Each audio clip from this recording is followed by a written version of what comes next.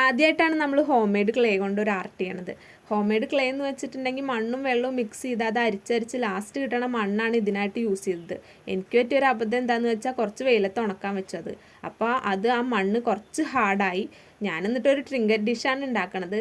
നല്ല ക്ഷമ വേണ്ട പരിപാടിയാണിത്. കാരണം ഇത് ഉണങ്ങാൻ കുറച്ച് സമയം എടുക്കും. ഞാനിത് 2 ദിവസം ഉണക്കാനായിട്ട് വെച്ചു. പിന്നെ ചെന്ന് നോക്കുമ്പോൾ അതാ ഒന്ന് പൊട്ടി കിടക്കുമായിരുന്നു.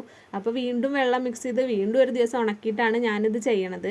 ഇത് ഇങ്ങനെ ഷേപ്പ് ചെയ്തിട്ട് നല്ല വെള്ളം മിക്സ് ചെയ്തിട്ട് സെറ്റാക്കി എടുക്കണം. എനിക്ക് പറ്റിയ പ്രശ്നം അത് മണ്ണ് കുറച്ച് ഹാർഡായതുകൊണ്ടാണ് എനിക്ക് ഇത്ര അബദ്ധം പറ്റിയത്.